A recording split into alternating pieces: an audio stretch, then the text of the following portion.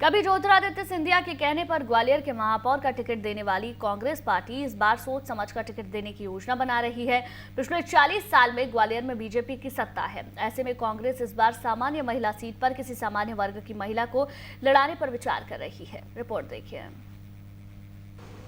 ग्वालियर महापौर चुनाव को लेकर कांग्रेस इस बार नई रणनीति बना रही है। कांग्रेस का प्लान है कि वो इस बार जनरल सीट पर किसी सामान्य महिला उम्मीदवार को ही मैदान में उतारेगी।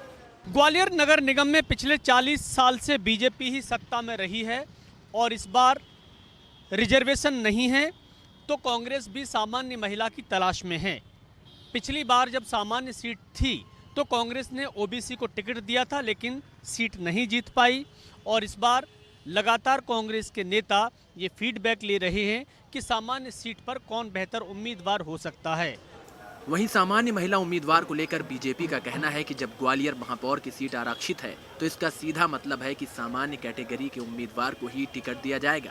अब पार्टी को फैसला करना है कि वो किसे टिकट देती है। आरक्षण की प्रक्रिया हुई है और आरक्षण की प्रक्रिया होने का मतलब ही ये होता है कि जो सीट जिस वर्ग को गई है उस वर्ग से पार्टी को लड़वाना चाहिए कैंडिडेट को। बाकी पार्टी की जैसा उचित समझेगी, जैसा पार्टी का निर्णय होगा। दूसरी तरफ कांग्रेस का कहना है कि महापौर चुनाव के लिए चयन समिति बनाई गई है और चयन समिति ऐसे ही उम्मीदवार को चुनेगी जो चुनाव में कांग्रेस को जीत दिला सके।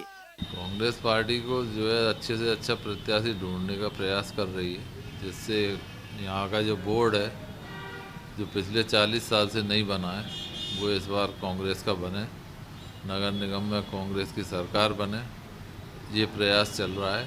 और इसीलिए माननीय कमलनाथ जी ने यहाँ पर जो चयन समिति बनाई है उसमें सारे जनप्रतिनिधि और अध्यक्ष को रखा है, साथ में मोर्चा संगठन के सभी अध्यक्ष उसमें शामिल हैं।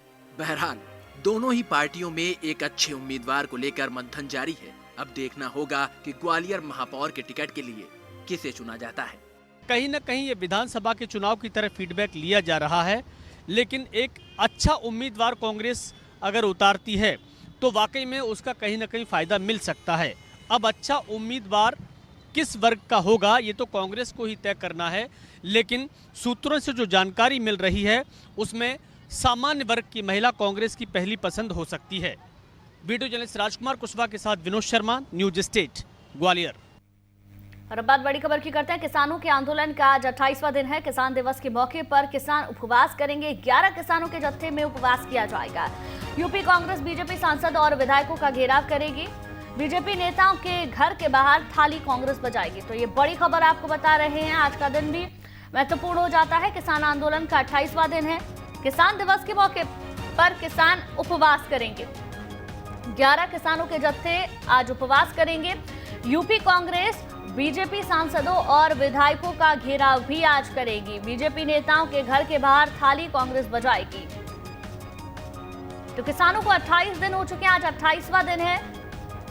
अपनी मांगों को लेकर किसान अड़े हुए हैं। आज उपवास भी रखेंगे। किसान दिवस के मौके पर बीजेपी सांसद और विधायक का भी घेराव आज यूपी कांग्रेस करेगी। तो बेहद महत्वपूर्ण आज का दिन हो जाता है।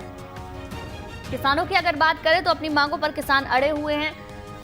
केंद्र सरकार कई बार कह चुकी है कि सरकार संशोधन के लिए तैयार है, लेकिन कानून वापस नहीं लिया जाएगा। लेकिन किसान का कहना है कि जब तक कानून वापस नहीं लिया जाएगा वो इसी तरीके से आंदोलन करते रहेंगे।